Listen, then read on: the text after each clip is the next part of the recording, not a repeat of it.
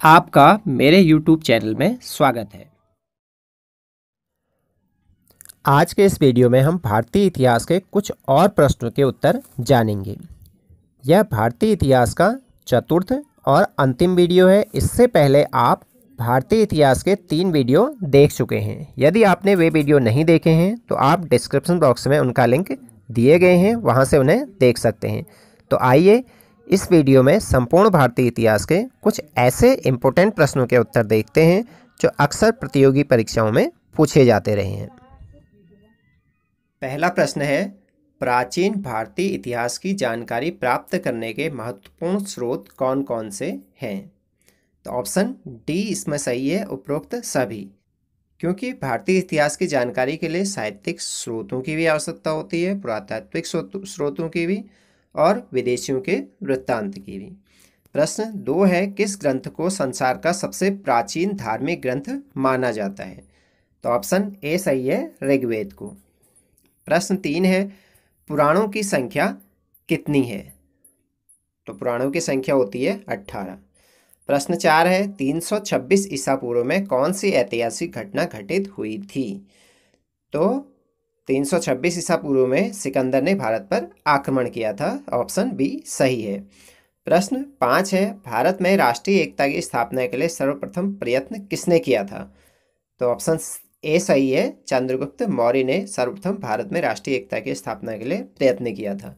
प्रश्न 6 है, भारत की अनेक भाषाओं का मूल स्रोत कौन सी भाषा है? तो यह संस्कृत भाषा है, जो कि सभी भाषाओं की मूल स्रोत भाषा है। प्रश्न 7 है, सिंधु घाटी की सभ्यता की खोज कब हुई थी? तो यह हुई थी 1921 और 1922 के बीच में। प्रश्न 8 है, सिंधु घाटी की सभ्यता का काल लगभग क्या है? तो इसका ऑप्शन सी सही है, 2300 ईसा पूर्व से 1750 ईसा पूर्व तक। प्रश्न 9 है, किस स्थान की खुदाई से सिंधु सभ्यता का पता चला था? तो ऑप्शन डी सही है, ए एवं बी दोनों, मतलब मोहनजोदड़ो और हड़प्पा दोनों जगहों की खुदाई से सिंधु सभ्यता का पता चला था। प्रश्न 10 है, हड़प्पा सभ्यता का पता लगाया किसने लगाया था? राय बहादुर साहनी ने हड़प्पा सभ्यता का पता लगाया था। प्रश्न 11 है, मोहनजोदड़ो में सभ्यता का पता लगाया था? तो ये लगाया था राखाल दास बनर्जी ने, मोहनजोदड़ो में सभ्यता का पता लगाया। प्रश्न 12 है, सिंधु सभ्यता की सर्वाधिक महत्वपूर्ण विशिष्टता क्या थी? तो इसकी नगर योजना एवं वास्तुकला सिंधु सभ्यता की सर्वाधिक महत्वपूर्ण विशिष्टता थी। प्रश्न 13 है, मोहनजोदड़ो कहाँ पर स्थित है? तो ये लरकाना पाकिस्तान में स्थित है। प्रश्न 14 है, लोथल किस प्रदेश में है? तो यह गुजरात भारत में स्थित है। प्रश्न 15 है, हड़प्पा कहाँ पर स्थित है? तो यह पाकिस्तान के मोंटगोमरी जिले में है। प्रश्न 16 है, मोहनजोदड़ो हड़प्पा की खुदाई से निकली आश्चर्यजनक वस्तु क्या है? तो ये थी सार्वजनिक स्नानागार, जो कि बहुत बड़ा था। प्रश्न 17 है, रोपड़ किस प्रदेश में है? तो ये पंजाब में है। प्रश्न 18 है, सिंधु घाटी के लोगों को कौन सी धातु की जानकारी नहीं थी? तो उन्हें जो सिंधु घाटी की सभ्यता के लोगों को जानकारी थी वो लोहा की नहीं थी, जबकि कांसा, पीतल और तांबा की थी। प्रश्न 19 है, सिंधु वासियों का मुख्य भोजन क्या था? तो यह सिंधु घाटी सभ्यता के लोगों का मुख्य भोजन गेहूं था। प्रश्न 20 है, हड़प्पा सभ्यता के विलुप्त हो जाने का प्रमुख कारण क्या माना जा सकता है? तो उपर्युक्त सभी, मतलब विजातियों का आक्रमण भी इसका कारण हो सकता है और हड़प्पा सभ्यता के साथ भूमि की उर्वरता का निरंतर कम होना भी हो सकता है और बाढ़ों का आना भी हो सकता है। प्रश्न 21 है, कालीबंगा कहाँ स्थित है? तो कालीबंगा राजस्थान में स्थित है। प्रश्न 22 है, सिंधु घाटी की सभ्यता का मूलतः किस प्रकार थी? तो यह थी शहरी सभ्यता थी। प्रश्न 23 है, आर्य मध्य एशिया के रहने वाले थे, यह कथन किस इतिहासकार का है? तो यह कथन है मैक्स मूलर का। प्रश्न 24 है, बाल गंगाधर तिलक के अनुसार आर्य कहाँ के निवासी थे? तो ये उत्तरी ध्रुव प्रदेश के निवासी थे, ऐसा बाल गंगाधर तिलक ने बताया था। प्रश्न 25 है, आर्य बाहर से आए थे, इस मत को विद्वानों ने किस आधार पर सिद्ध किया है? तो इसको ऑप्शन सी है, भाषा विज्ञान के आधार पर सिद्ध किया है कि आर्य बाहर से आए थे, वो भारत के निवासी नहीं थे। प्रश्न 26 है, वैदिक सभ्यता में निम्नलिखित में से किसकी पूजा नहीं होती थी? तो वो लक्ष्मी की पूजा नहीं होती थी वैदिक काल में, जबकि इंद्र, सूर्य और वरुण की पूजा होती थी। प्रश्न 27 है, आर्यों का मुख्य व्यवसाय क्या था? तो आर्यों का मुख्य व्यवसाय था पशुपालन तथा कृषि। प्रश्न 28 है, आर्य शब्द का क्या अर्थ है? तो आर्य शब्द का अर्थ होता है श्रेष्ठ। प्रश्न 29 है, ऋग्वेद कालीन प्रमुख राष्ट्र था? तो ऋग्वेद कालीन प्रमुख राष्ट्र था भारत। प्रश्न 30 है, अपौरुषेय किसे कहा गया है? तो वेदों को अपौरुषेय कहा गया है। प्रश्न 31 है, उत्तर वैदिक काल में राजद्रोह के अपराध के लिए कौन सा दंड दिया जाता था? तो उत्तर वैदिक काल में राजद्रोह के लिए मृत्युदंड दिया जाता था। प्रश्न 32 है, आर्यों के समय किस पशु को सर्वोच्च स्थान प्राप्त था? तो आर्यों के समय पर गाय को सर्वोच्च स्थान प्राप्त था। प्रश्न 33 है, निम्नलिखित में से किस ग्रंथ को आर्यों का प्रथम ग्रंथ माना जाता है? तो ये माना जाता है ऋग्वेद को। प्रश्न 34 है, महात्मा बुद्ध कालीन महाजनपदों की संख्या कितनी थी? तो महात्मा बुद्ध के समय पर 16 महाजनपद थे। प्रश्न 35 है, जैन मत के प्रवर्तक वर्धमान महावीर स्वामी का जन्म कब और कहाँ हुआ था? महावीर स्वामी का जन्म 599 ईसा पूर्व में वैशाली बिहार के निकट कुंडग्राम में हुआ था। प्रश्न 36 है, महावीर स्वामी के बचपन का क्या नाम था? तो महावीर स्वामी के बचपन का नाम था वर्धमान। प्रश्न 37 है, वर्धमान महावीर का संबंध किस गणतंत्र से था? तो वर्धमान महावीर का संबंध था लिच्छवी, वैशाली गणतंत्र से संबंध उनका था। प्रश्न 38 है, बौद्ध धर्म के प्रवर्तक गौतम बुद्ध का जन्म कब और कहाँ हुआ था? गौतम बुद्ध का जन्म हुआ था 563 ईसा पूर्व में लुम्बिनी में। प्रश्न 39 है, शाक्य वंश के किस राजकुमार ने महायान धर्म की स्थापना की? तो एक थी सिद्धार्थ ने महायान धर्म की स्थापना की थी। प्रश्न 40 है, गौतम बुद्ध के अनुसार निर्वाण कैसे प्राप्त किया जा सकता है? तो इच्छाओं को कम करके निर्वाण प्राप्त किया जा सकता है। प्रश्न 41 है, महावीर स्वामी का महानिर्वाण निम्नलिखित में से किस स्थान पर हुआ था? तो महावीर स्वामी का जो महानिर्वाण हुआ था वो पावापुरी में हुआ था। प्रश्न ऑप्शन डी सही है। प्रश्न 42 है, निम्नलिखित में से किसने मूल एक वेद का 4 वेदों में पुनर्गठन किया? तो ये किया था वेद व्यास जी ने। प्रश्न 43 है, गौतम बुद्ध को महानिर्वाण कहाँ प्राप्त हुआ? तो गौतम बुद्ध को महानिर्वाण प्राप्त हुआ था कुशीनगर में। प्रश्न 44 है, गौतम बुद्ध ने अपना प्रथम उपदेश सारनाथ में किस भाषा में दिया था? तो गौतम बुद्ध ने जो सारनाथ में अपना प्रथम उपदेश दिया था वो पाली भाषा में दिया था। प्रश्न 45 है, जैन साहित्य का संकलन निम्नलिखित में से किस भाषा व लिपि में है? तो जैन साहित्य का संकलन किया गया था प्राकृत अर्धमागधी भाषा और लिपि में। प्रश्न 46 है, गौतम बुद्ध ने अपना प्रथम उपदेश कहाँ दिया? तो ये दिया था सारनाथ में। प्रश्न 47 है, उपनिषद किस बात पर अत्यधिक बल देते हैं? उपनिषद ज्ञान पर सबसे अधिक बल देते हैं। प्रश्न 49 है, गौतम बुद्ध का बचपन का क्या नाम था? तो गौतम बुद्ध का बचपन का नाम था सिद्धार्थ। प्रश्न 49 है, गौतम बुद्ध को बुद्ध के नाम से क्यों पुकारा गया? तो गौतम बुद्ध को उनको ज्ञान रत्न या बोध की प्राप्ति हो रही थी, इसलिए उनको बुद्ध कहा गया, बोध से बुद्ध बना है। प्रश्न 50 है, 6ठी शताब्दी ईसा पूर्व में सर्वाधिक शक्तिशाली राजतंत्र कौन सा था? तो 6ठी शताब्दी ईसा पूर्व में मगध सबसे शक्तिशाली राजतंत्र था। प्रश्न 51 है, मगध साम्राज्य का संस्थापक किसे माना जाता है? तो मगध साम्राज्य का संस्थापक माना जाता है बृहदर्थ को। प्रश्न 52 है, निम्नलिखित राजाओं में से कौन पितृहंता था? तो पितृहंता कहा जाता है अजात शत्रु को। प्रश्न 53 है, सिकंदर का भारतीय विजय अभियान किस वर्ष हुआ था? तो यह हुआ था 326 ईसा पूर्व में, सिकंदर का भारत को विजय का अभियान। प्रश्न 54 है, सिकंदर के व्यास नदी से आगे न बढ़ने का क्या कारण था? तो यह कारण यह था कि नंद राजा की शक्ति से उसके सैनिक भयभीत हो गए थे। प्रश्न 55 है, सिकंदर भारत को जीते बिना ही यहाँ से वापस क्यों लौट गया था? तो ऑप्शन बी सही है कि उसके सैनिक लंबे समय से निकले होने के कारण थक गए थे और इस कारण उन्होंने आगे बढ़ने से इनकार कर दिया था। प्रश्न 56 है कि पौरस कहाँ का राजा था? तो पौरस था कैकय प्रदेश का राजा। प्रश्न 57 है, मौर्य वंश का संस्थापक कौन था? तो मौर्य वंश का संस्थापक था चंद्रगुप्त मौर्य। प्रश्न 58 है, चंद्रगुप्त मौर्य के शासनकाल में किस विदेशी शासक ने आक्रमण किया? तो चंद्रगुप्त मौर्य के शासनकाल में सेल्यूकस ने भारत पर आक्रमण किया था। प्रश्न 59 है, चंद्रगुप्त मौर्य ने सेल्यूकस को कब पराजित किया? तो सेल्यूकस को पराजित किया था 305 ईसा पूर्व में चंद्रगुप्त मौर्य ने। प्रश्न 60 है, मेगास्थनीज कौन था? तो मेगास्थनीज था सेल्यूकस का राजदूत। प्रश्न 61 है, भारत में सिकंदर की सफलता का क्या कारण था? तो भारत में सिकंदर की सफलता का प्रमुख कारण था कि भारत में कोई भी केंद्रीय शक्ति नहीं थी, इसलिए सिकंदर यहाँ विजय हो गया। प्रश्न 62 है, चाणक्य या जिसे कौटिल्य भी कहा जाता है ने किसकी सहायता से भारत में मौर्य वंश की स्थापना की? तो कौटिल्य ने चंद्रगुप्त मौर्य की सहायता से भारत में मौर्य वंश की स्थापना की थी। प्रश्न 63 है, मेगास्थनीज किसके शासनकाल में भारत आया?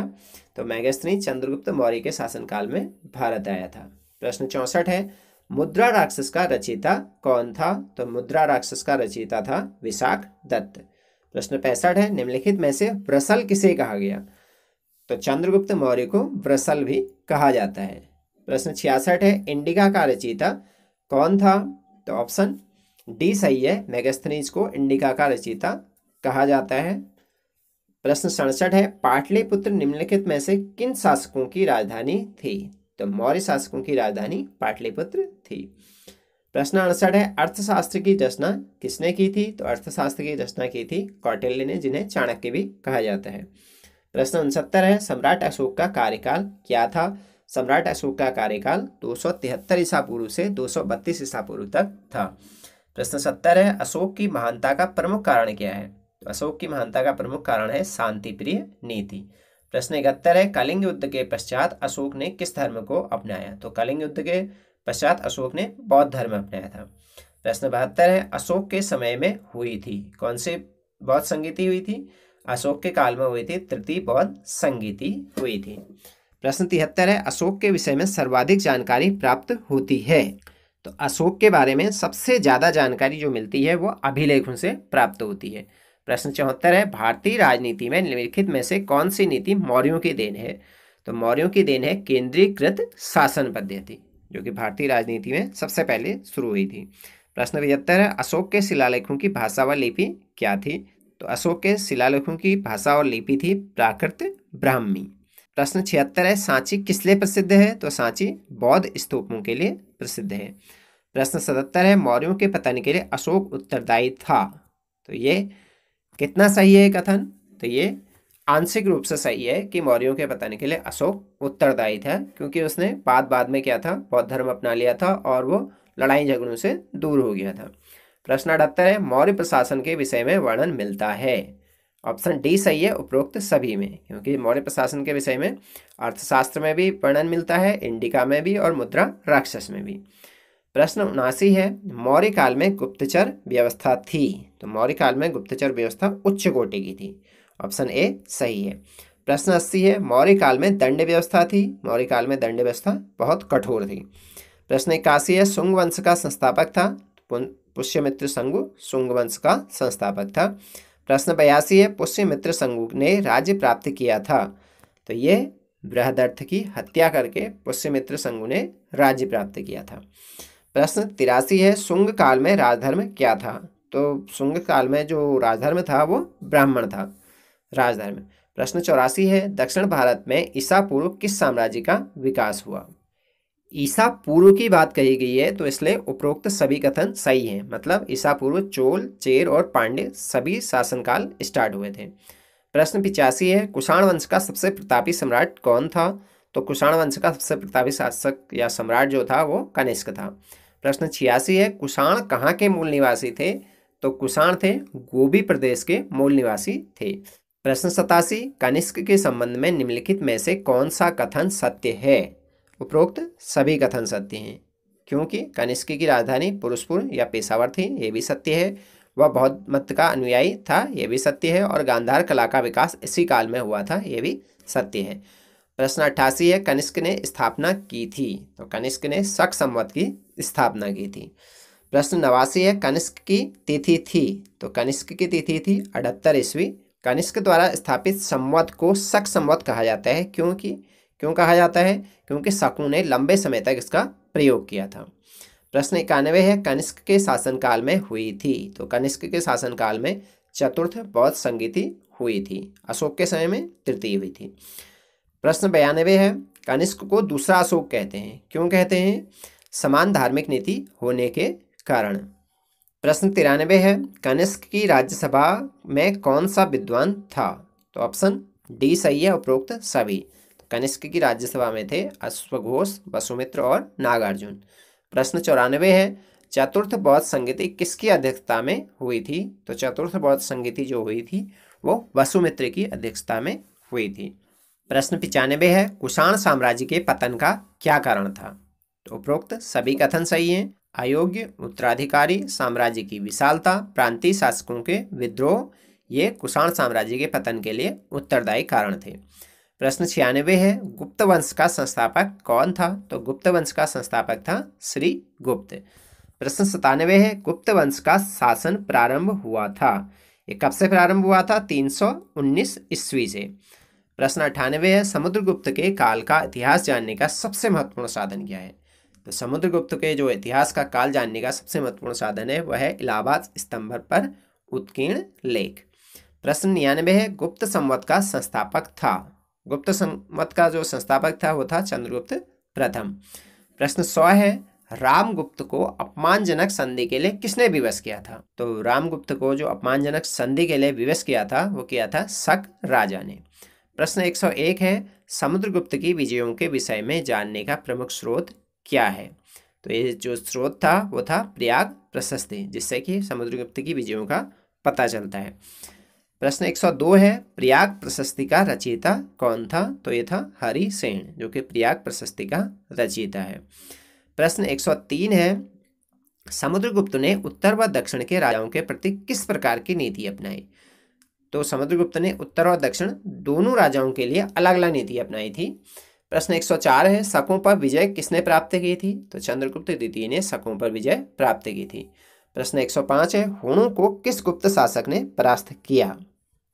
तो हूणों को स्कंदगुप्त ने पराजित किया था। प्रश्न 106, गुप्त काल में निम्नलिखित में से ऐसा कौन सा साहित्यकार था जिसकी तुलना शेक्सपियर से की जाती है? तो वो था कालिदास, जिसकी तुलना शेक्सपियर से की जाती है। प्रश्न 107 है, मेहरौली जो कि दिल्ली में स्थित है, लौह स्तंभ का निर्माण निम्नलिखित में से किस शताब्दी में हुआ था? तो ये चतुर्थ शताब्दी ईस्वी में हुआ था। प्रश्न 108 है, चंद्रगुप्त द्वितीय को विक्रमादित्य क्यों कहा जाता था? तो उसके उज्जैन के शासकों पर विजय के कारण चंद्रगुप्त द्वितीय को विक्रमादित्य कहा जाता था, उसे चंद्रगुप्त विक्रमादित्य कहा जाता था। प्रश्न 109 है, विक्रमी संवत कब से आरंभ हुआ? विक्रमी संवत आरंभ हुआ था 57 ईस्वी पूर्व से। प्रश्न 110 है, मेहरौली स्थित लौह स्तंभ लेख में चंद्र उल्लेख किया गया है, तो ये चंद्र किसके लिए उल्लेख किया गया है? ये किया गया है चंद्रगुप्त द्वितीय के लिए। प्रश्न 111 है, चीनी यात्री फाहियान किस गुप्त शासक के काल में भारत आया? तो ऑप्शन बी सही है, चंद्रगुप्त विक्रमादित्य के काल में यह भारत आया था। प्रश्न 112 है, निम्नलिखित में से गुप्त काल का कौन सा सम्राट एक अच्छा कवि एवं गायक था? गुप्त काल का सबसे अच्छा सम्राट जो अच्छा गायक और कवि था वो था समुद्रगुप्त। प्रश्न 113 है, चंद्रगुप्त विक्रमादित्य के दरबार में 9 रत्नों में सबसे अधिक प्रसिद्ध कौन था? तो वो था कालिदास, जो कि चंद्रगुप्त विक्रमादित्य के 9 रत्नों में सबसे अधिक प्रसिद्ध था। प्रश्न 114 है, गुप्त काल का सबसे प्रसिद्ध नक्षत्र विज्ञानी निम्नलिखित में से कौन था? तो नक्षत्र विज्ञानी जो गुप्त काल में था वो था ब्रह्मगुप्त। प्रश्न 115 है, गुप्त काल में सबसे प्रसिद्ध वैद्य थे, वो थे धन्वंतरी, जो कि गुप्त काल के थे। ये तो वैद्य थे, और जो नक्षत्र विज्ञानी था वो ब्रह्मगुप्त था। प्रश्न 116, पृथ्वी अपनी धुरी पर घूमती है, इस सिद्धांत का प्रतिपादन गुप्त काल के किस विद्वान ने किया था? पृथ्वी अपनी धुरी पर घूमती है, इस सिद्धांत का प्रतिपादन करने वाला विद्वान आर्यभट्ट था। प्रश्न 117, समुद्रगुप्त ने अपनी विजयों के उपलक्ष्य में निम्नलिखित में से कौन सा यज्ञ किया? तो अश्वमेध यज्ञ किया था समुद्रगुप्त ने अपनी विजयों के उपलक्ष्य में। प्रश्न 118, गुप्तकालीन बौद्ध विहार शिक्षा का महान केंद्र था। नालंदा गुप्तकालीन बौद्ध विहार शिक्षा का महान केंद्र था। प्रश्न 119 है, इतिहासकार स्मिथ ने समुद्रगुप्त की विजयों से प्रभावित होकर उसे कहा था? तो इतिहासकार स्मिथ ने भारतीय नेपोलियन कहा था समुद्रगुप्त को। प्रश्न 120 है, गुप्त काल में रसायन विज्ञान तथा धातु विज्ञान के महान आचार्य कौन थे? तो वो थे वराहमिहिर, जो कि गुप्त काल में रसायन विज्ञान और धातु विज्ञान के महान आचार्य थे। प्रश्न 121 है, वर्तमान गणित में दशमलव प्रणाली के आविष्कार का श्रेय निम्नलिखित में से किस युग को जाता है? तो गुप्त युग को वर्तमान गणित में दशमलव प्रणाली के आविष्कार का श्रेय जाता है। प्रश्न 122 है, गुप्त काल में कला एवं साहित्य की प्रगति का मुख्य कारण क्या था? तो सम्राटों का संरक्षण गुप्त काल में कला एवं साहित्य की प्रगति का प्रमुख कारण था। प्रश्न 123 है, भीतरी अभिलेख में वर्णन है। भीतरी अभिलेख में स्कंदगुप्त का वर्णन है। प्रश्न 124 है, गुप्त वंश का अंतिम प्रतापी शासक कौन था? तो गुप्त वंश का अंतिम प्रतापी शासक स्कंदगुप्त था। प्रश्न 125 है, गुप्तकालीन प्रशासनिक प्रणाली थी। गुप्तकालीन प्रशासनिक प्रणाली राजतंत्रात्मक थी। प्रश्न 126 है, गुप्त साम्राज्य का पतन हुआ था 550 ईस्वी में। वर्धन वंश का संस्थापक कौन था? 127वां प्रश्न था। वर्धन वंश का संस्थापक था नरवर्धन। प्रश्न 128 है, हर्ष का राज्यारोहण हुआ था 606 ईस्वी में। प्रश्न 129 है, हर्षवर्धन को नर्मदा के तट पर पराजित करने वाले दक्षिण के राजा का क्या नाम था? तो वो राजा थे पुलकेशिन द्वितीय, जिनने कि हर्षवर्धन को नर्मदा के तट पर पराजित किया था। प्रश्न 130 है, हर्षवर्धन के काल में कौन सा चीनी यात्री भारत आया था? वेनसांग, जिसको कि युआनचांग भी कहते हैं, वो हर्षवर्धन के काल में भारत आया था। प्रश्न 131 है, हर्षवर्धन का धर्म क्या था? तो हर्षवर्धन का धर्म था बौद्ध धर्म। प्रश्न 132 है, निम्नलिखित में से हर्षवर्धन द्वारा किस ग्रंथ की रचना नहीं की गई थी? तो ऑप्शन डी सही है, हर्षचरित, जिसकी रचना की बाणभट्ट ने की थी। प्रश्न 133 है, वेनसांग की कृति का क्या नाम है? मतलब उसकी रचना कौन सी है? तो वेनसांग की रचना का नाम है सीयू की, ऑप्शन बी। प्रश्न 134, हर्षचरित का रचयिता कौन है? तो ऑप्शन बी सही है, बाणभट्ट हर्षचरित का रचयिता है। प्रश्न 135 है, हर्षवर्धन का दक्षिण के चालुक्य वंश के राजा पुलकेशिन द्वितीय के साथ युद्ध हुआ था, जिसमें कि हर्ष पराजित हुआ था। वह हुआ था 634 ईस्वी के लगभग में।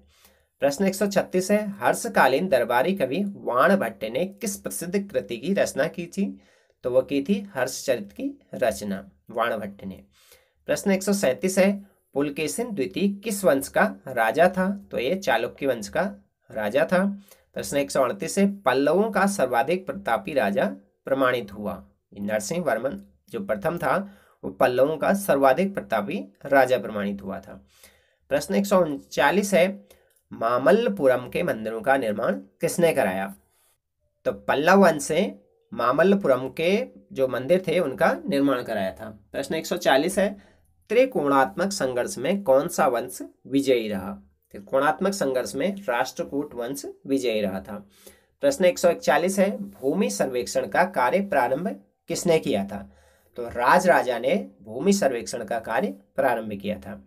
प्रश्न 142, कांचीपुरम का कैलाशनाथ मंदिर किसके आदेश पर निर्मित हुआ? तो कांचीपुरम का कैलाश मंदिर नरसिंह वर्मन प्रथम के आदेश पर निर्मित हुआ था। प्रश्न 143 है, प्रतापी चोल शासक कौन थे? तो प्रतापी चोल शासक थे उपरोक्त दोनों राजराजा और राजेंद्र प्रथम, दोनों ही चोल वंश के प्रतापी शासक हुए थे। प्रश्न 144, कंबोडिया का प्रसिद्ध मंदिर है? तो ये अंकोर वाट में है कंबोडिया का प्रसिद्ध मंदिर। प्रश्न 145, यवद्वीप किसे कहते हैं? तो जावा को यवद्वीप कहते थे। प्रश्न 146 है, राजपूत राज्यों का आविर्भाव हुआ था। राजपूत राज्यों का जो आविर्भाव हुआ था वो हर्ष के पश्चात हुआ था। प्रश्न 147 है, राजपूत कौन थे? तो राजपूत भारतीय थे। प्रश्न 139 है, राजपूतों को विदेशी मानने वाले विद्वान कौन है?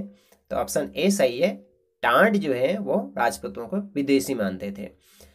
प्रश्न 149 है, चौहान वंश का सर्वाधिक प्रतापी एवं शक्तिशाली शासक कौन था? तो चौहान वंश का जो सबसे प्रतापी शासक था वो था पृथ्वीराज चौहान। प्रश्न 150 है, राजपूत युग कहते हैं? तो 650 ईस्वी से 1200 ईस्वी तक के काल को राजपूत युग कहते हैं। प्रश्न 151 है, राजपूत कालीन प्रशासनिक व्यवस्था थी? राजपूत कालीन जो प्रशासनिक व्यवस्था थी वो राजतंत्रात्मक थी। प्रश्न 152 है, राजपूत कालीन प्रशासन की दुर्बलता थी? तो जो राजपूत कालीन प्रशासन की दुर्बलता थी वो किसके कारण थी? सामंती व्यवस्था के कारण। प्रश्न 153 है, निम्नलिखित में से पृथ्वीराज चौहान का दरबारी कवि कौन था? तो चंद्रवरदाई पृथ्वीराज चौहान का दरबारी कवि था। प्रश्न 154 है, चंद्रवरदाई ने किस महाकाव्य की रचना की? तो ऑप्शन डी सही है, पृथ्वीराज रासो की रचना चंद्रवरदाई ने की थी। प्रश्न 155 है, राजपूत काल में भारत पर किसका आक्रमण हुआ? तो राजपूत काल में अरबों का भारत पर आक्रमण हुआ था। प्रश्न 156 है, भारत पर प्रथम अरब आक्रमण कब हुआ था? तो 636 ईस्वी में भारत पर प्रथम अरब आक्रमण हुआ था। प्रश्न 157 है, मोहम्मद बिन कासिम ने भारत पर कब आक्रमण किया? मोहम्मद बिन कासिम ने 712 ईस्वी में भारत पर आक्रमण किया था। प्रश्न 158 है, महमूद गजनवी ने गुजरात के सोमनाथ मंदिर पर कब आक्रमण किया था? महमूद गजनवी ने गुजरात के सोमनाथ मंदिर पर 1027 ईस्वी में आक्रमण किया था। प्रश्न 159 है, मोहम्मद गौरी और पृथ्वीराज चौहान के मध्य तराइन का प्रथम युद्ध कब हुआ था? 1191 ईस्वी में तराइन का प्रथम युद्ध हुआ था।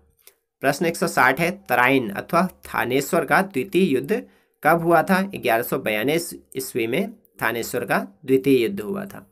प्रश्न 161 है, चंदावर का युद्ध कब और किसके मध्य हुआ? तो ये हुआ था 1194 ईस्वी में मोहम्मद गौरी और जयचंद के मध्य में। प्रश्न 162 है, निम्नलिखित में से कौन महमूद गजनवी से संबंधित था? तो महमूद गजनवी से जो संबंधित था वो था अल-बरूनी। प्रश्न 163 है, राजपूतों की पराजय का प्रमुख कारण क्या था? तो ये प्रमुख कारण जो था वो था पारस्परिक ईर्ष्या। प्रश्न 164 है, भारत में तुर्क शासन की स्थापना हुई? तुर्क शासन की स्थापना हुई थी 1192 ईस्वी में मोहम्मद गौरी के समय पे। प्रश्न 165 है, अल-बरूनी ने निम्नलिखित में से किस पुस्तक में भारत का वर्णन किया हुआ है? तो अल-बरूनी ने अपनी किताब उल हिंद में भारत का वर्णन किया हुआ है। प्रश्न 166 है, दिल्ली सल्तनत अथवा गुलाम वंश का संस्थापक कौन था? तो गुलाम वंश का संस्थापक जो था वो था कुतुबुद्दीन ऐबक। प्रश्न 167 है, गुलाम वंश को गुलाम कहे जाने का प्रमुख कारण क्या था? इस वंश के सभी शासक गुलाम रह चुके थे, इसलिए इस वंश को गुलाम वंश कहा जाता है। अगला प्रश्न है प्रश्न 168, कुतुबुद्दीन ऐबक कब राजगद्दी पर बैठा? कुतुबुद्दीन ऐबक 1206 ईस्वी में राजगद्दी पर बैठा था। प्रश्न 169 है, मंदिरों के अवशेषों से कुतुबुद्दीन ने किस भवन का निर्माण कराया? तो कुतुबुद्दीन ऐबक ने मंदिरों के अवशेषों से कुव्वातुल इस्लाम मस्जिद का निर्माण कराया था। प्रश्न 170 है, इल्तुतमिश राजगद्दी पर कब बैठा? तो इल्तुतमिश राजगद्दी पर 1211 ईस्वी में बैठा था। प्रश्न 171 है, सिंहासनारूढ़ होने पर इल्तुतमिश को किस समस्या का सामना नहीं करना पड़ा? नहीं जो करना पड़ा था वो था खलीफाओं की समस्या का सामना नहीं करना पड़ा था। प्रश्न 172 है, प्रशासन को सक्षम बनाने के लिए इल्तुतमिश ने क्या किया? तो प्रशासन को सक्षम बनाने के लिए इल्तुतमिश ने 40 गुलामों के एक दल का गठन किया था। प्रश्न 173 है, इल्तुतमिश को भारत में मुस्लिम साम्राज्य का वास्तविक संस्थापक क्यों कहा जाता है? क्योंकि उसने साम्राज्य को संगठित एवं शक्तिशाली बनाया था। प्रश्न 174 है, रजिया का सिंहासनारोहण कब हुआ? रजिया का सिंहासनारोहण हुआ था 1236 ईस्वी में। प्रश्न 175 है, रजिया के पतन का मुख्य कारण क्या था? तो रजिया के पतन का जो मुख्य कारण था वो था अमीरों की महत्वाकांक्षा। प्रश्न 176 है, रजिया किसकी पुत्री थी? तो रजिया थी इल्तुतमिश की पुत्री। प्रश्न 177 है, बलबन कब राजगद्दी पर बैठा था? तो बलबन 1266 ईस्वी में राजगद्दी पर बैठा था। प्रश्न 178 है, बलबन को सिंहासनारूढ़ होने पर कौन सी समस्या का सामना करना पड़ा? तो उसको मेवातियों की समस्या का सामना करना पड़ा था। प्रश्न 179 है, बलबन कालीन प्रशासनिक व्यवस्था का स्वरूप कैसा था? तो ये था अर्धसैनिक स्वरूप था। प्रश्न 180 है, राजस्व का सिद्धांत किसने स्थापित किया? तो राजस्व का सिद्धांत बलबन ने स्थापित किया था। प्रश्न 181 है, उलेमाओं की उपेक्षा निम्नलिखित में से किस शासक ने की? तो बलबन ने उलेमाओं की उपेक्षा की थी। प्रश्न 182 है, 40 गुलामों के दल का नाश किसने किया था? तो नाश करने वाला जो 40 गुलामों के दल का नाश करने वाला था वो था बलबन। प्रश्न 183 है, बलबन के समकालीन प्रमुख साहित्यकार कौन था? तो बलबन का समकालीन प्रमुख साहित्यकार था अमीर खुसरो। प्रश्न 184 है, निम्नलिखित में से गुलाम वंश का सर्वश्रेष्ठ शासक कौन था? तो गुलाम वंश का सर्वश्रेष्ठ शासक जो था वो था बलबन। प्रश्न 185 है, खिलजी शासन की स्थापना कब और किसने की? खिलजी शासन की स्थापना की थी जलालुद्दीन खिलजी ने 1290 ईस्वी में। प्रश्न 186 है, जलालुद्दीन के शासन की प्रमुख घटना क्या थी? तो जलालुद्दीन के शासन की प्रमुख घटना थी सीधी मौला का विद्रोह। प्रश्न 187 है, अलाउद्दीन खिलजी सिंहासन पर कब बैठा? अलाउद्दीन खिलजी सिंहासन पर 1296 ईस्वी में बैठा था। प्रश्न 188 है, अलाउद्दीन खिलजी की निम्नलिखित में से क्या विशेषता थी? तो उसकी विशेषता थी उपरोक्त सभी। वह अत्यधिक महत्वाकांक्षी था, वह कुशल योद्धा था और वह क्रूर एवं कठोर प्रकृति का था। प्रश्न 189 है, दक्षिण विजय के लिए अलाउद्दीन खिलजी ने किसे भेजा था? दक्षिण विजय के लिए अलाउद्दीन खिलजी ने मलिक काफूर को भेजा हुआ था। प्रश्न 190 है, अलाउद्दीन खिलजी ने चित्तौड़ का नाम बदलकर क्या रखा? तो अलाउद्दीन खिलजी ने चित्तौड़ का नाम बदलकर खिजराबाद रखा था। प्रश्न 191 है, रानी पद्मिनी संबंधी वर्णन किस ग्रंथ में मिलता है? तो यह मिलता है पद्मावत में। प्रश्न 192 है, अलाउद्दीन खिलजी के दरबार का सर्वप्रथम विद्वान था? तो सर्वप्रथम विद्वान था अमीर खुसरो। प्रश्न 193 है, निम्नलिखित में से किस शासक को दूसरा सिकंदर कहा जाता है? तो अलाउद्दीन खिलजी को दूसरा सिकंदर कहा। प्रश्न 194 है, तुगलक वंशी शासन की स्थापना कब हुई? तो तुगलक वंशी जो शासन था वो 1320 ईस्वी में शुरू हुआ था। प्रश्न 195 है, तुगलक वंश का संस्थापक कौन था? तो गयासुद्दीन तुगलक तुगलक वंश का संस्थापक था। प्रश्न 196 है, मोहम्मद बिन तुगलक कब सिंहासनारूढ़ हुआ? मोहम्मद बिन तुगलक 1325 ईस्वी में सिंहासनारूढ़ हुआ था। प्रश्न 197 है, मोहम्मद तुगलक ने राजधानी परिवर्तन कहाँ से कहाँ किया था? तो मोहम्मद तुगलक ने अपनी राजधानी दिल्ली से देवगिरी मतलब दौलताबाद स्थानांतरित की थी। प्रश्न 198 है, मोहम्मद बिन तुगलक ने देवगिरी का नया नाम क्या रखा? तो देवगिरी का नया नाम रखा था उसने दौलताबाद। प्रश्न 199 है, मोहम्मद बिन तुगलक ने निम्नलिखित में से कौन सा कार्य नहीं किया था? तो नहीं किया था उसने सी वाला, उसने इस्लाम धर्म के प्रचार हेतु विभिन्न केंद्र स्थापित किए, ये काम नहीं किया था, जबकि अन्य कार्य उसने किए थे। उसने दोआब क्षेत्र में कर वृद्धि की थी, उसने अपनी राजधानी का स्थानांतरण दिल्ली से दौलताबाद किया था और उसने सांकेतिक मुद्रा के रूप में तांबे के सिक्के चलवाए थे। ये सब काम किए थे, ए बी और डी किए थे उसने, लेकिन सी वाला काम नहीं किया था। प्रश्न 200 है, मोहम्मद बिन तुगलक की राजधानी स्थानांतरण की योजना असफल क्यों हुई? तो उसकी योजना इसलिए असफल हो गई क्योंकि उसे अधिकारियों का असहयोग मिला और उसको कार्यान्वित करने का ढंग सही नहीं था।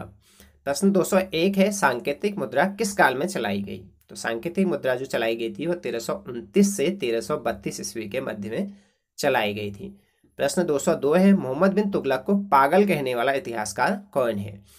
तो मोहम्मद बिन तुगलक को पागल कहने वाला इतिहासकार था एल्फिंस्टन। प्रश्न 203 है, मोहम्मद बिन तुगलक के शासनकाल में किस विदेशी यात्री ने भारत की यात्रा की? तो मोहम्मद बिन तुगलक के शासनकाल में इब्न बतूता भारत आया था। प्रश्न 204 है, फिरोज तुगलक राजगद्दी पर कब बैठा? तो फिरोज तुगलक 1351 ईस्वी में राजगद्दी पर बैठा था। प्रश्न 205 है, फिरोज तुगलक के प्रशासन का प्रमुख उद्देश्य क्या था? तो फिरोज तुगलक के प्रशासन का प्रमुख उद्देश्य था प्रजा का सुख। प्रश्न 206 है, फिरोज तुगलक द्वारा निर्मित सबसे प्रमुख नहर कौन सी थी? तो फिरोज तुगलक ने जो प्रमुख नहर बनाई थी वो थी सतलज नहर। प्रश्न 207 है, निम्नलिखित में से किस नगर का निर्माण फिरोज तुगलक ने नहीं कराया? तो फिरोज तुगलक ने तुगलकाबाद नगर था उसका निर्माण नहीं कराया था। प्रश्न 208 है, इब्न बतूता ने अपनी भारत यात्रा का वर्णन कौन सी किताब में किया है? तो उसने किताब उल रहला नामक की रचना की थी जिसमें कि उसने भारत यात्रा का वर्णन किया था। किसने? इब्न बतूता ने। प्रश्न 209 है, फिरोज तुगलक ने जो कर लगाए वे थे? उपरोक्त सभी कर थे, जजिया भी लगाया था फिरोज तुगलक ने, जकात तथा खुम्स भी और खिराज भी। प्रश्न 210 है, फिरोज तुगलक की आत्मकथा का नाम क्या है? फिरोज तुगलक की आत्मकथा का नाम फतूहाते फिरोजशाही था। प्रश्न 211 है, फिरोज तुगलक के काल के इतिहास लेखक थे? इतिहास लेखक दोनों थे, ए और बी, शमसे सिराज अफीफ और जियाउद्दीन बर्नी। प्रश्न 212 है, तैमूर लंग के भारत अभियान की तिथि क्या थी? तो तैमूर लंग 1398 ईस्वी में भारत आया था। प्रश्न 213 है, तैमूर लंग के भारत पर आक्रमण का उद्देश्य क्या था? तो तैमूर लंग के जो भारत पर आक्रमण करने का उद्देश्य था वो इस्लाम का प्रचार करना था। प्रश्न 214 है, तैमूर के भारत पर आक्रमण का क्या प्रभाव पड़ा? तो उपरोक्त सभी प्रभाव पड़े थे। एक तो तुगलक वंश का पतन हो गया, दूसरा हिंदू मुस्लिम वैमनस्य को बढ़ावा मिला और बाबर को भारत आने की प्रेरणा मिली। प्रश्न 215 है, विजयनगर साम्राज्य की स्थापना कब हुई? तो विजयनगर साम्राज्य की स्थापना हुई थी 1337 ईस्वी में। प्रश्न 216 है, विजयनगर साम्राज्य का संस्थापक कौन था? हरिहर एवं बुक्का नाम के दो भाइयों को विजयनगर साम्राज्य की स्थापना का श्रेय जाता है। प्रश्न 217 है, इटली का निकोलो कोंटी किस राजा के शासनकाल में विजयनगर आया? तो इटली का जो निकोलो कोंटी था वो देवराज द्वितीय के समय में भारत आया था या विजयनगर आया था। प्रश्न 218 है, लोधी वंश का संस्थापक कौन था? तो लोधी वंश का संस्थापक बहलोल लोधी था। प्रश्न 219 है, आगरा की स्थापना लोधी वंश के किस शासक ने की थी? तो सिकंदर लोधी ने आगरा की स्थापना की थी। प्रश्न 220 है, 1526 ईस्वी में पानीपत के मैदान में किसका युद्ध हुआ? 1526 के पानीपत के युद्ध में इब्राहिम लोधी और बाबर का युद्ध हुआ था, जिससे कि मुगल शासन का प्रारंभ ही हुआ था। यहाँ पर बाबर युद्ध जीत गया था और भारत में मुगल वंश की स्थापना हुई थी। प्रश्न 221 है, तुलुक वंश का सर्व प्रमुख शासक था, जिसको तुलुक वंश को विजयनगर साम्राज्य भी कहा जाता है, उसका प्रमुख शासक था कृष्णदेव राय। प्रश्न 222 है, तालीकोटा के युद्ध के पश्चात विजयनगर का पतन हो गया, इस युद्ध की तिथि क्या है? तो इस युद्ध की तिथि थी 1565 ईस्वी। प्रश्न 223 है, पुर्तगाल वासियों को वेलोर में चर्च बनाने की अनुमति किस शासक ने दी? पुर्तगाल वासियों को वेलोर में चर्च बनाने की अनुमति वेंकट द्वितीय ने दी थी। प्रश्न 224 है, बहमनी राज्य की स्थापना कब हुई? तो 1486 ईस्वी में बहमनी राज्य की स्थापना हुई थी। प्रश्न 225 है, बहमनी राज्य का संस्थापक कौन था? तो हसन कांगू जो था वो बहमनी राज्य का संस्थापक था। प्रश्न 226 है, विजयनगर व बहमनी राज्य के मध्य संघर्ष का क्या कारण था? तो कृष्णा एवं तुंगभद्रा का दुआब विजयनगर और बहमनी राज्य के मध्य संघर्ष का प्रमुख कारण था। दोनों ही इस पर अपना अधिकार जमाते थे। प्रश्न 227 है, विजयनगर साम्राज्य का सबसे प्रमुख शासक कौन था? तो कृष्णदेव राय विजयनगर साम्राज्य का सबसे प्रमुख शासक था। प्रश्न 228 है, बहमनी राज्य के किस शासक को जालिम कहा गया है? तो इसका ऑप्शन सी सही है, हुमायूं को। इसका पूरा नाम था हुमायूं शाह बहमनी, जिसे कि बहमनी राज्य का जालिम कहा गया था। प्रश्न 229 है, निम्नलिखित में से सूफी संप्रदाय का संत कौन था? तो उपरोक्त सभी सूफी संप्रदाय के संत थे, ख्वाजा मोइनुद्दीन चिश्ती भी और निजामुद्दीन औलिया भी और कुतुबुद्दीन बख्तियार काकी भी। प्रश्न 230 है, भक्ति आंदोलन की प्रमुख विशेषता क्या थी? उपरोक्त सभी भक्ति आंदोलन की प्रमुख विशेषताएं थी, बाह्य आडंबरों का विरोध, जाति व्यवस्था का विरोध और हिंदू मुस्लिम एकता पर जोर। प्रश्न 231 है, भक्ति आंदोलन के प्रमुख संत कौन थे? तो उपरोक्त सभी भक्ति आंदोलन के प्रमुख संत थे, रामानुजन भी, कबीर भी और नानक भी। प्रश्न 232 है, सिख धर्म के संस्थापक कौन थे? तो सिख धर्म के संस्थापक थे गुरु नानक देव। प्रश्न 233 है, निम्नलिखित में से सल्तनत कालीन हिंदी कवि कौन था? तो उपरोक्त सभी सल्तनत कालीन हिंदी कवि थे, चंद्रवरदाई, कबीर और अमीर खुसरो भी। प्रश्न 234 है, सल्तनत काल में निम्नलिखित में से कौन सा ग्रंथ लिखा गया? तो सल्तनत काल में पृथ्वीराज रासो और हम्मीर रासो दोनों ही ग्रंथ लिखे गए थे, जबकि मुद्रा राक्षस सल्तनत काल में नहीं लिखा गया था। प्रश्न 235 है, भारत में मुगल वंशी शासन का संस्थापक कौन था? तो भारत में मुगल वंशी शासन का संस्थापक बाबर था। प्रश्न 236 है, बाबर ने मुगल शासन की स्थापना कब की? बाबर ने मुगल शासन की स्थापना की थी 1526 ईस्वी में। प्रश्न 237 है, खानवा का युद्ध कब और किसके बीच हुआ? खानवा का युद्ध हुआ था 1527 में बाबर और राणा सांगा के बीच में।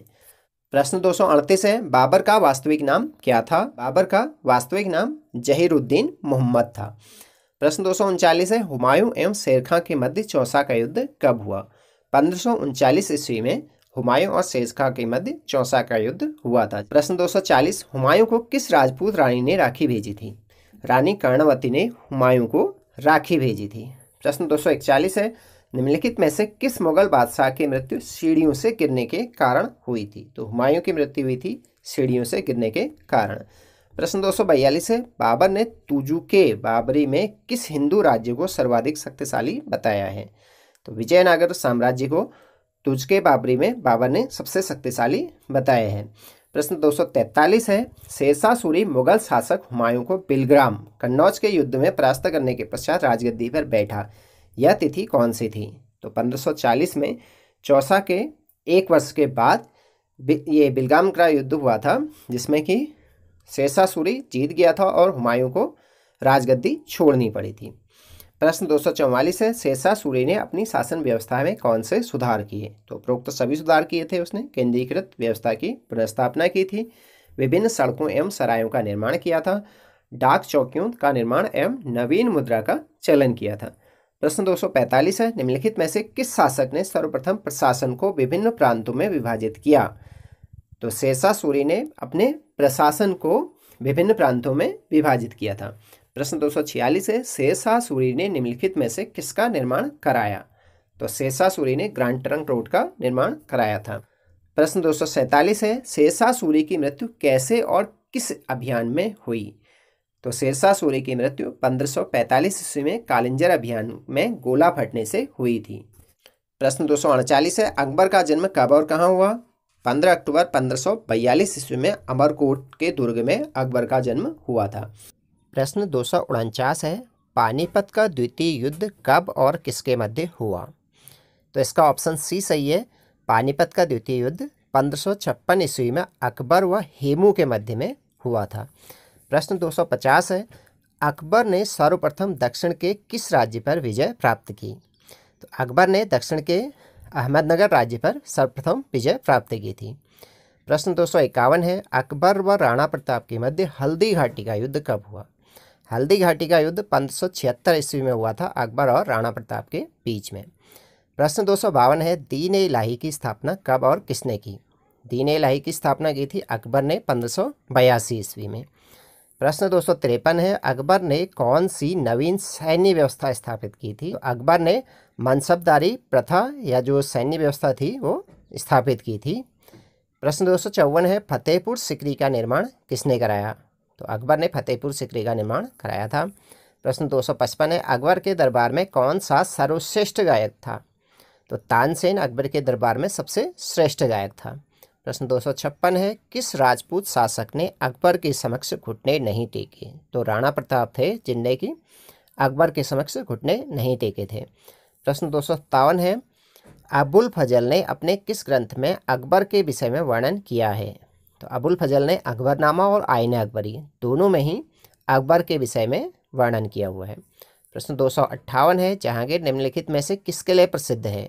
जहांगीर कला के लिए प्रसिद्ध है।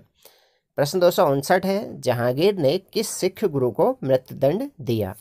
जहांगीर ने गुरु अर्जुन देव को मृत्युदंड दिया था। प्रश्न 260 है, शाहजहां को शासन के प्रारंभिक वर्षों में किस दैवी प्रकोप का सामना करना पड़ा? तो शाहजहां को दुर्भिक्ष का सामना करना पड़ा अपने प्रारंभिक वर्षों में। प्रश्न 261 है, विजय स्तंभ जो चित्तौड़ में है उसका निर्माण किसने कराया था? तो राणा कुंभा ने चित्तौड़ के विजय स्तंभ का निर्माण कराया था। प्रश्न 262 है, शाहजहां ने निम्नलिखित में से किस प्रसिद्ध इमारत का निर्माण करवाया? तो उपरोक्त सभी का निर्माण करवाया था शाहजहां ने। दिल्ली का लाल किला भी बनाया था, जामा मस्जिद और ताजमहल भी। प्रश्न 263 है, औरंगजेब राजगद्दी पर कब बैठा? तो औरंगजेब 1658 ईस्वी में राजगद्दी पर बैठा था। प्रश्न 264, मराठों की शक्ति में वृद्धि की? शिवाजी ने मराठों की शक्ति में वृद्धि की थी।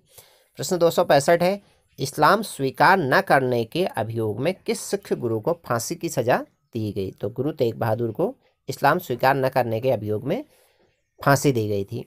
प्रश्न 266 है, शिवाजी ने अपना सैनिक अभियान सर्वप्रथम किसके विरुद्ध आरंभ किया? तो शिवाजी ने बीजापुर के शासक के विरुद्ध सबसे पहले अपना सैनिक अभियान आरंभ किया था। प्रश्न 267 है, निम्नलिखित में से कौन सा विदेशी यात्री औरंगजेब के काल में भारत आया? तो निकोलाई मनुची औरंगजेब के समय में भारत आया था। प्रश्न 268 है, किस मुगल बादशाह ने जजिया नामक कर पुनः लगाया? औरंगजेब ने जजिया नामक कर पुनः लगाया था। प्रश्न 269 है, शिवाजी के अष्टप्रधान नामक मंत्रिमंडल में सर्वोच्च स्थान किसे प्राप्त था? पेशवा को अष्टप्रधान मंत्रिमंडल में सबसे ऊंचा स्थान प्राप्त था। प्रश्न 270 है, पेशवा की प्रतिष्ठा को बढ़ाने वाला प्रथम पेशवा था? तो पेशवा की प्रतिष्ठा को बढ़ाने वाला प्रथम पेशवा बालाजी विश्वनाथ था। प्रश्न 271 है, अहमद शाह अब्दाली और मराठों के बीच पानीपत का तृतीय युद्ध कब हुआ था? तो अहमद शाह अब्दाली और मराठों के बीच में पानीपत का तृतीय युद्ध 1761 ईस्वी में हुआ था। प्रश्न 272 है, शिवाजी का मुख्य उद्देश्य क्या था? तो शिवाजी का मुख्य उद्देश्य था भारत में हिंदू राज्य की स्थापना करना। प्रश्न 273 है, 1739 ईस्वी में नादिर शाह के आक्रमण के समय मुगल साम्राज्य का शासक कौन था?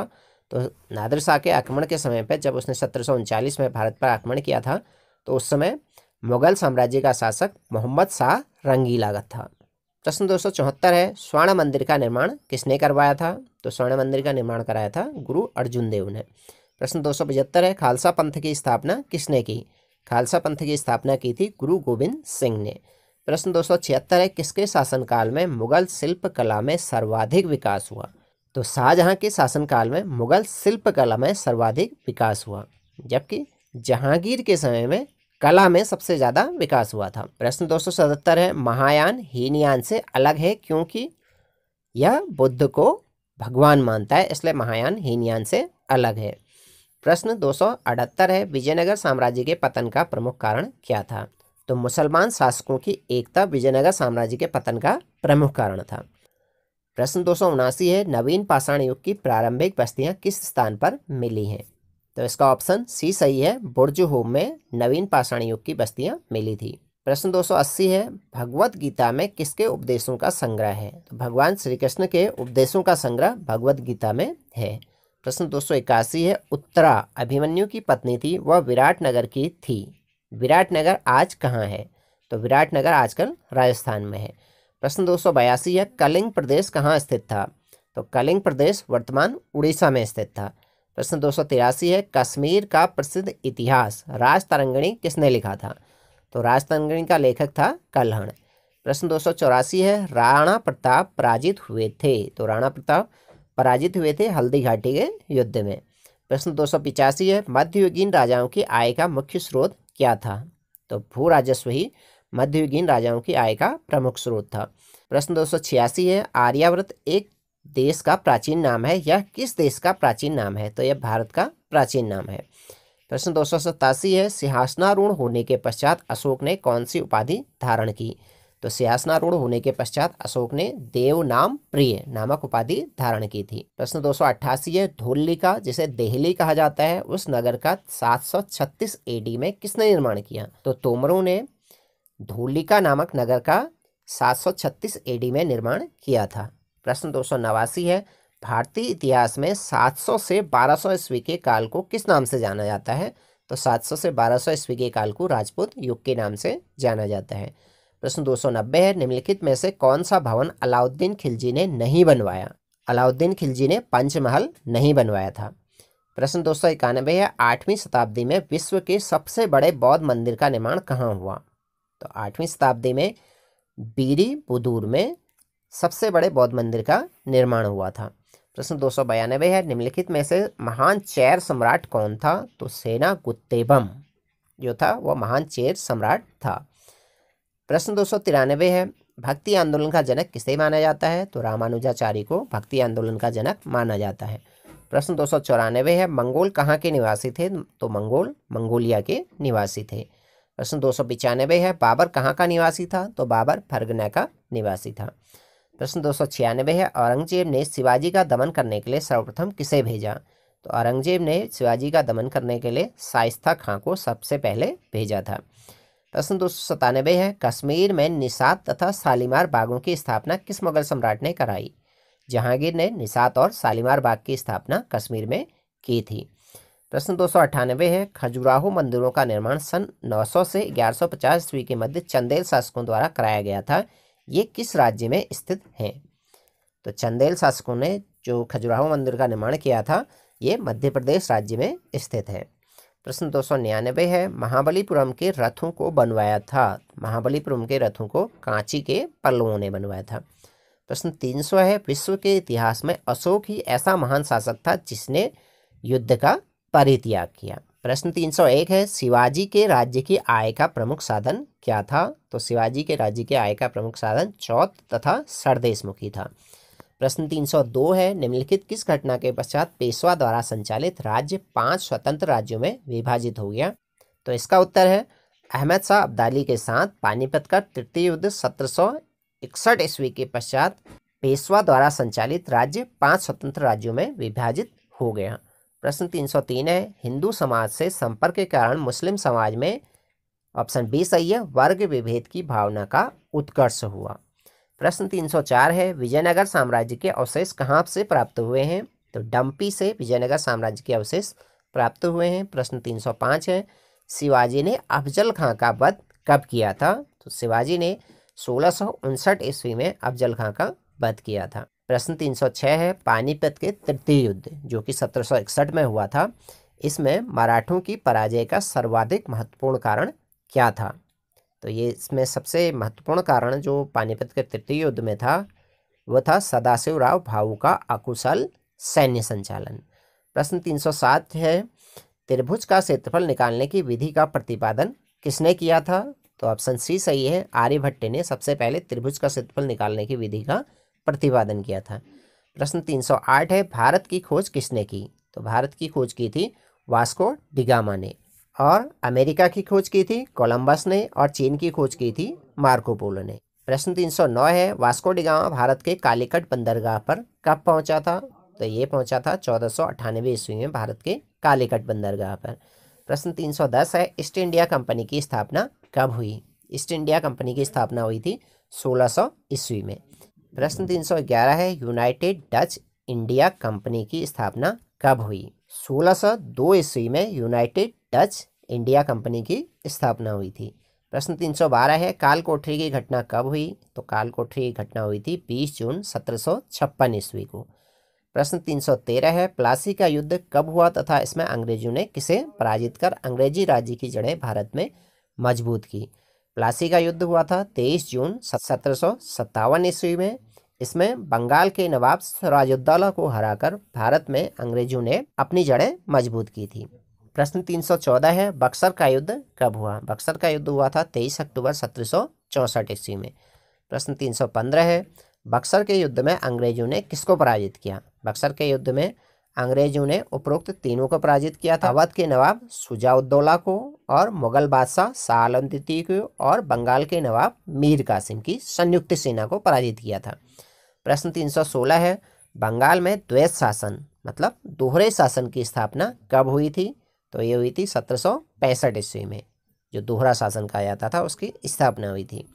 प्रश्न 317 है, प्रथम आंग्ल मैसूर युद्ध कब हुआ था? 1767 ईस्वी में प्रथम आंग्ल मैसूर युद्ध हुआ था। प्रश्न 318 है, प्रथम सिख युद्ध कब हुआ था? प्रथम सिख युद्ध हुआ था 1845 ईस्वी में। प्रश्न 319 है, लाहौर की संधि कब हुई? लाहौर की संधि हुई थी 1846 ईस्वी में। प्रश्न 320 है, भारत का प्रथम गवर्नर जनरल कौन था? तो भारत का प्रथम गवर्नर जनरल था वारेन हेस्टिंग्स। प्रश्न 321 है, रेगुलेटिंग अधिनियम कब पारित हुआ? रेगुलेटिंग एक्ट पारित हुआ था 1773 ईस्वी में।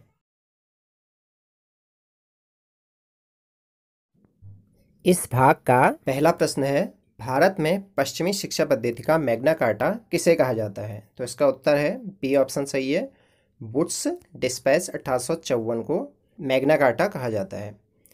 प्रश्न 2, निम्नलिखित में से किस मुगल शासक ने ईस्ट इंडिया कंपनी को बंगाल में शुल्क मुक्त व्यापार की सुविधा प्रदान की थी? ऑप्शन डी सही है, फर्रुख सियर ने। प्रश्न 3, प्रथम ऑल इंडिया सोशलिस्ट कॉन्फ्रेंस का अध्यक्ष कौन था? तो इसका डी ऑप्शन सही है, आचार्य नरेंद्र देव। प्रश्न 4, कांग्रेस के किस अधिवेशन में पूर्ण स्वराज की मांग की गई? ऑप्शन डी सही है, लाहौर अधिवेशन में। प्रश्न 5, 1942 का भारत छोड़ो आंदोलन किस महीने में प्रारंभ हुआ? ऑप्शन सी सही है, अगस्त महीने में। प्रश्न 6 है, अखिल भारतीय किसान सभा की स्थापना किसने की थी? तो ऑप्शन ए सही है, स्वामी सहजानंद सरस्वती ने। प्रश्न 7 है, वेल्लोर विद्रोह किस वर्ष हुआ? ऑप्शन बी सही है, 1806 ईस्वी में। प्रश्न 8 है, निम्नलिखित में से किसने होम रूल लीग स्थापित की? तो ऑप्शन सी सही है, एनी बेसेंट ने। 9, निम्नलिखित घटनाओं का सही कालक्रम क्या है? तो ऑप्शन बी सही है, पहले बम्बई योजना हुई थी, फिर उसके बाद वेवेल योजना, फिर उसके बाद कैबिनेट मिशन योजना, और लास्ट में थी माउंटबेटन योजना। अगला प्रश्न है प्रश्न 10, मोहम्मडन एंग्लो ओरिएंटल कॉलेज की स्थापना अलीगढ़ में कब हुई? तो ऑप्शन ए सही है, 1875 ईस्वी में। प्रश्न 11 है, महात्मा गांधी ने किस गोलमेज सम्मेलन में भाग लिया था? ऑप्शन बी सही है, द्वितीय गोलमेज सम्मेलन है। प्रश्न 12, भारतीय सिविल सेवा का प्रारंभ किसने किया था? ऑप्शन डी सही है, लॉर्ड कॉर्नवालिस ने। प्रश्न 13 है, द्विराष्ट्र सिद्धांत का प्रतिपादन प्रथम बार मुस्लिम लीग द्वारा मार्च 1940 में किस अधिवेशन में किया गया? तो ऑप्शन सी सही है, लाहौर अधिवेशन। प्रश्न 14 है, निम्नलिखित में से किस नेता ने अशोक आंदोलन में भाग नहीं लिया? तो ऑप्शन डी सही है, मोहम्मद अली जिन्ना। ने भाग नहीं लिया था, जबकि CR दास, सुभाष चंद्र बोस, मौलाना शौकत अली ने भाग लिया था। प्रश्न 15 है, निम्नलिखित में से किसने गांधी जी के नमक सत्याग्रह को बिना शस्त्र का एक विद्रोह कहा है? तो ऑप्शन ए सही है, लुई फिशर ने।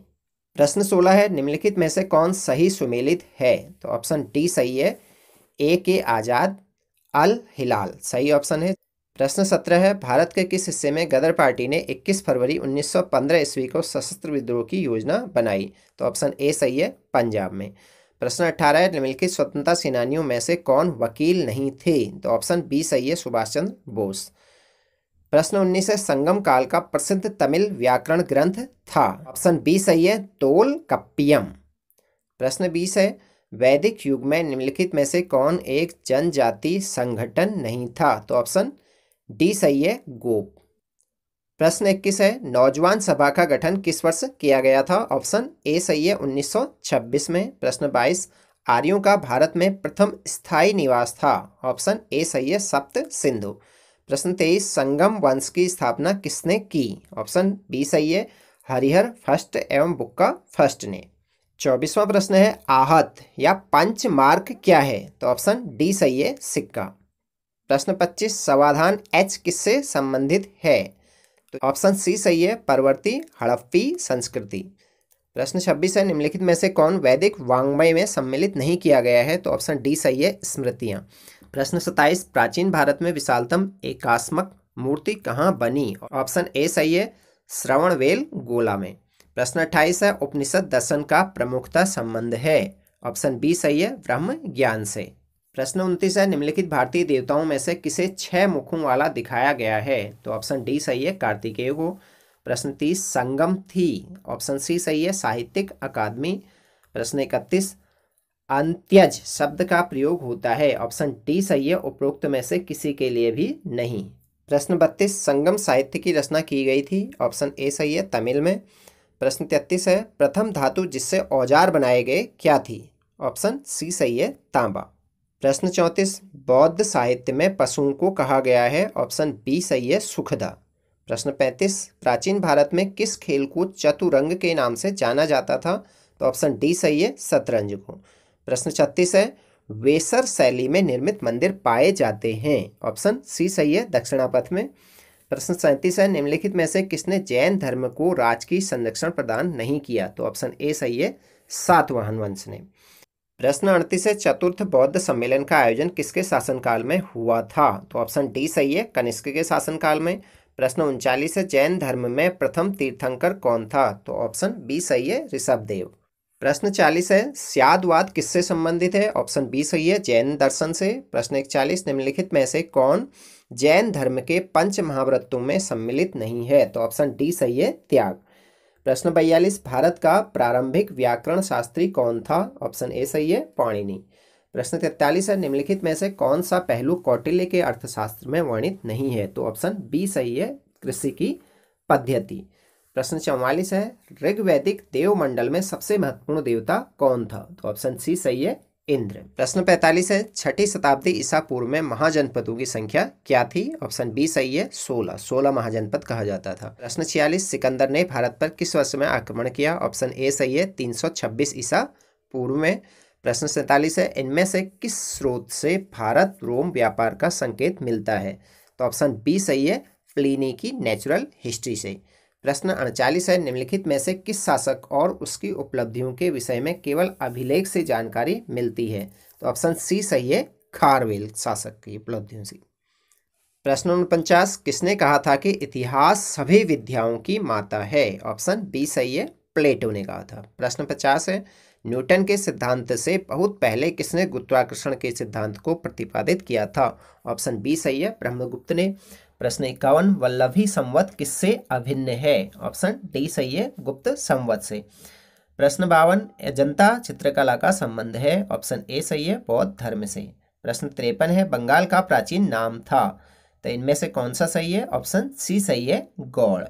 प्रश्न 54 है, सातवाहन सिक्के किससे निर्मित थे? तो ऑप्शन सी सही है, सीसा और तांबा से। प्रश्न 55 है, निम्नलिखित में से कौन गुजरात में जल संसाधन व्यवस्था की पहल करने वाला प्रथम शासक था? तो ऑप्शन ए सही है, चंद्रगुप्त मौर्य। प्रश्न 56 है, भारत की प्राचीनतम लिपि कौन सी है? तो ऑप्शन डी सही है, ब्राह्मी। प्रश्न 57 है, गुप्तोत्तर काल में द्रोणवापा शब्द का आशय है? ऑप्शन सी सही है, भूमि की एक नाप। प्रश्न 58 है, हर्ष को परम महाईश्वर किस अभिलेख में कहा गया है? तो ऑप्शन ए सही है, बांसखेड़ा अभिलेख में। प्रश्न 59 है, कौन सा राजवंश अपने स्थानीय स्वशासन के लिए प्रसिद्ध था? तो ऑप्शन बी सही है, चोल राजवंश। प्रश्न 60 है, चोलों की एक प्रशासनिक इकाई कुर्रम थी, उससे क्या अभिप्राय है? तो ऑप्शन डी सही है, ग्रामों के समूह को कुर्रम कहा जाता था। प्रश्न 61 है, निम्नलिखित में से किस राजवंश की नाविक शक्ति सर्वाधिक थी? तो ऑप्शन सी सही है, चोल राजवंश की। प्रश्न 62 है, किस अभिलेख से ज्ञात होता है कि रेशम बुनकरों की एक श्रेणी ने भव्य सूर्य मंदिर का निर्माण कराया था? तो ऑप्शन ए सही है, मंदसौर अभिलेख से। प्रश्न 63 है, 712 से 714 ईस्वी के मध्य किसने ग्रीक फायर, नेफ्था तथा मजनिक का प्रयोग किया था? तो ऑप्शन बी सही है, अरबों ने। प्रश्न 64 है, इनमें से कौन उपाश्रयी इतिहासकार है? तो ऑप्शन डी सही है, रंजीत गुहा। प्रश्न 65 है, भारत में मार्क्सवादी इतिहास लेखन का प्रवर्तक इनमें से किसे माना जा सकता है? तो ऑप्शन बी सही है, डी कौशाम्बी को। प्रश्न 66 है, व्हाट इज हिस्ट्री का लेखक कौन है? तो ऑप्शन डी सही है, E.H. कार। अगला प्रश्न है, प्रश्न 67, गुप्त स्वर्ण सिक्कों का सबसे बड़ा निधान है? तो ऑप्शन बी सही है, बयाना निधान। प्रश्न 68 है, निम्नलिखित कथनों का संबंध चोल वंश के किस शासक से है? पहला कथन है, उसने अपने पिता के साथ संयुक्त रूप से 2 वर्ष तक शासन किया। दूसरा कथन है, उसने श्रीविजय के राजा के विरुद्ध एक नौसैनिक अभियान आयोजित किया। और तीसरा कथन है, उसने गंगाई कोड़ा चोलपुरम में एक नई राजधानी बनाई। तो ऑप्शन ए सही है, राजेंद्र फर्स्ट ने, राजेंद्र चोल कहा जाता है इसको। प्रश्न 69 है, त्रिकोणात्मक संघर्ष किनके मध्य हुआ? तो ऑप्शन सी सही है, पाल, प्रतिहार और राष्ट्रकूटों के बीच। प्रश्न 70 है, किताब उल हिंद की रचना किसने की थी? तो ऑप्शन सी सही है, अल-बरूनी ने। प्रश्न 71 है, 800 से 1200 ईस्वी तक भारतीय समाज की प्रमुख विशेषता थी? तो ऑप्शन ए सही है, सामंतवाद। प्रश्न 72, निम्नलिखित में से कौन सी पुस्तक अमीर खुसरो ने नहीं लिखी है? तो ऑप्शन डी सही है, तारीख ए यामिनी। और सभी पुस्तकें अमीर खुसरो द्वारा लिखी गई हैं। किरण उस सादैन भी लिखी है, तुगलकनामा भी लिखी है और मिफ्ताह उल फतूह भी उसने ही लिखी हुई है। प्रश्न 73 है, यात्री इब्न बतूता कहाँ से आया था? तो ऑप्शन बी सही है, मोरक्को से।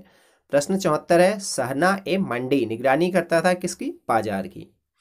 प्रश्न 75, सल्तनत काल में सेना अध्यक्ष कहलाता था? ऑप्शन बी सही है, आरिजे मामालिक। प्रश्न 76 है, तूतीय हिंद किसे कहा जाता था? ऑप्शन सी सही है, अमीर खुसरो को। प्रश्न 77 है, निम्नलिखित में से किस शासक ने विक्रम संवत का प्रारंभ किया? तो ऑप्शन सी सही है, चंद्रगुप्त सेकंड ने। प्रश्न 78 है, 2.5 दिन का झोपड़ा किसके काल में बना? तो ऑप्शन डी सही है, कुतुबुद्दीन ऐबक के। प्रश्न 79, निम्नलिखित में से कौन सल्तनत काल के 2 मूल सिक्के थे? तो ऑप्शन ए सही है, दूसरा और चौथा, मतलब जीतल और टका सल्तनत काल के 2 सिक्के थे। प्रश्न 80 है, वहदत उल वजूद के सिद्धांत के प्रतिपादक थे? तो ऑप्शन ए सही है, इब्न ए अरबी। प्रश्न 81 है, निम्नलिखित में से किसने बाबर को भारत पर आक्रमण करने के लिए आमंत्रित किया? ऑप्शन डी सही है, दौलत खां लोदी ने। प्रश्न 82, निम्नलिखित में से किस सुल्तान ने सर्वप्रथम मुस्लिम महिलाओं को दिल्ली के बाहर स्थित मजार पर जाने पर प्रतिबंध लगा दिया था? तो ऑप्शन सी सही है, फिरोज तुगलक ने। प्रश्न 83 है, विजयनगर साम्राज्य का प्रथम राजवंश था? तो ऑप्शन बी सही है, संगम राजवंश। प्रश्न 84 है, विजयनगर साम्राज्य में सबसे बड़ी प्रशासनिक इकाई थी? तो ऑप्शन ए सही है, मंडलम। प्रश्न 85 है, बाबा फरीद किस सूफी सिलसिला के अनुयायी थे? तो ऑप्शन सी सही है, चिश्ती सिलसिला। प्रश्न 86, निम्नलिखित में से किसका जन्म उत्तर भारत में नहीं हुआ था? तो ऑप्शन डी सही है, शंकराचार्य का। प्रश्न 87 है, अकबर ने बुलंद दरवाजा का निर्माण किस विजय के उपलक्ष्य में किया था? तो ऑप्शन बी सही है, असीरगढ़ की विजय। प्रश्न 88 है, सरकी काल की अटाला मस्जिद स्थित है, कहाँ पर स्थित है? ऑप्शन बी सही है, जौनपुर में। प्रश्न 89, दम नामक तांबे का सिक्का किसने जारी किया था? ऑप्शन सी सही है, शेरशाह सूरी ने। प्रश्न 90 है, हैदराबाद राज्य की संस्थापना किसने की? तो ऑप्शन डी सही है, मुजफ्फर जंग ने। प्रश्न 91 है, शेख ज़्यादा शब्द का प्रयोग मुगल काल में किसके लिए होता था? तो ऑप्शन बी सही है, उच्च वंशी भारतीय मुसलमानों के लिए। प्रश्न 92 है, नूरजहां का वास्तविक नाम क्या था? तो ऑप्शन ए सही है, मेहरुन निसा। अगला प्रश्न है, अकबर का जन्म स्थान था? तो ऑप्शन ए सही है, अमरकोट। प्रश्न 94, अकबर का साम्राज्य कितने सूबों में विभाजित था? तो ऑप्शन सी सही है, 15 सूबों में। प्रश्न 95 है, अकबर ने मजहर जारी किया, कब जारी किया था? ऑप्शन सी सही है, 1579 में। प्रश्न 96 है, मराठा राजस्व प्रशासन में भूमि की नाप की इकाई क्या थी? तो ऑप्शन बी सही है, काठी। प्रश्न 97 है, जयसिंह व शिवाजी के मध्य पुरंदर की संधि किस वर्ष में संपन्न हुई? तो ऑप्शन ए सही है, 1665 में। प्रश्न 98 है, मराठा महासंघ की स्थापना किसने की? तो ऑप्शन बी सही है, बालाजी विश्वनाथ ने। प्रश्न 99 है, रज्मनामा किसका फारसी में अनुवाद है? तो ऑप्शन ए सही है, महाभारत का। प्रश्न 100 है, पानीपत के तीसरे युद्ध के समय मुगल शासक कौन था? तो ऑप्शन सी सही है, शाह आलम द्वितीय। प्रश्न 101 है, सुरक्षा घेरे की नीति का संबंध किससे है? तो ऑप्शन बी सही है, भारतीय राज्यों के प्रति ब्रिटिश नीति से। प्रश्न 102, किस अधिनियम के द्वारा भारत में ईस्ट इंडिया कंपनी का शासन समाप्त हुआ? ऑप्शन सी सही है, गवर्नमेंट ऑफ इंडिया एक्ट 1858 के। प्रश्न 103, महाराजा रणजीत सिंह का उत्तराधिकारी कौन था? तो ऑप्शन बी सही है, खड़क सिंह। प्रश्न 104 है, इंटरलोपल शब्द किसके लिए प्रयुक्त हुआ है? तो ऑप्शन डी सही है, अनधिकृत व्यापारी के लिए। प्रश्न 105 है, ग्रैंड ट्रंक रोड को आधुनिक आकार देने का कार्य किसने किया था? तो ऑप्शन सी सही है, लॉर्ड डलहौजी ने। प्रश्न 106 है, निम्नलिखित में से किस अधिनियम ने ईस्ट इंडिया कंपनी के चीन के व्यापार पर एकाधिकार को समाप्त कर दिया? तो ऑप्शन ए सही है, 1833 के चार्टर एक्ट ने। प्रश्न 107 है, बंगाल में स्थायी बंदोबस्त किस वर्ष लागू हुआ? तो ऑप्शन सी सही है, 1793 में। प्रश्न 108 है, poverty and un British rule in India पुस्तक के लेखक कौन है? तो ऑप्शन बी सही है, दादा भाई नेरोजी। प्रश्न 109 है, वह कौन सी प्रथम यूरोपीय शक्ति थी जो भारत आई? तो ऑप्शन डी सही है, पुर्तगाली। प्रश्न 110 है, रैयतवाड़ी व्यवस्था को मद्रास में किसने लागू किया? तो ऑप्शन बी सही है, सर थॉमस मुनरो ने। प्रश्न 111, 1857 की क्रांति को किसने सैनिक विद्रोह कहा? तो ऑप्शन ए सही है, सर जॉन लॉरेंस ने। प्रश्न 112 है, ब्लैक होल घटना का संबंध किससे है? तो ऑप्शन बी है, सिराजुद्दौला से। प्रश्न 113 है, निम्नलिखित में से कौन 1857 ईस्वी के प्रथम स्वतंत्रता संग्राम में नहीं जुड़ा था? तो ऑप्शन डी सही है, मान सिंह, जबकि बहादुर शाह सेकंड, बेगम हजरत महल और नाना साहब उससे जुड़े हुए थे या उस आंदोलन में इन्हें भाग लिया था। प्रश्न 114 है, न्यूयॉर्क में थियोसॉफिकल सोसाइटी की स्थापना 1875 में किसने की? तो ऑप्शन ए और बी दोनों सही हैं, मदाम HP ब्लॉत्स्की ने और बी कर्नल HS ऑलकॉट ने, इन दोनों ने की थी, मतलब सी ऑप्शन सही है। प्रश्न 115 है, वेदों की ओर लौटो किसने कहा था? तो ऑप्शन ए सही है, दयानंद सरस्वती ने। प्रश्न 116 है, गुलामगिरी नामक कृति के लेखक कौन थे? तो ऑप्शन डी सही है, ज्योतिबा फूले। प्रश्न 117 है, निम्नलिखित में से किस आंदोलन से दुधू मियाँ का संबंध था? तो ऑप्शन ए सही है, फरायजी आंदोलन से। प्रश्न 118 है, ब्रिटिश इंडिया सोसाइटी की स्थापना किसने की थी? तो ऑप्शन सी सही है, दादा भाई नौरोजी ने। प्रश्न 119 है, सत्यार्थ प्रकाश का लेखन किया था, किसने किया था? ऑप्शन बी सही है, दयानंद सरस्वती ने। प्रश्न 120, 1880 ईस्वी में भारत सरकार द्वारा अकाल आयोग किसके अधीन गठित किया गया था? तो ऑप्शन डी सही है, सर जॉन स्ट्रेची के। यदि आपको वीडियो पसंद आई तो वीडियो को लाइक कीजिए और ऐसे ही अन्य ज्ञानवर्धक वीडियो देखने के लिए हमारे चैनल को सब्सक्राइब कीजिए और बेल आइकन को प्रेस कर दीजिए।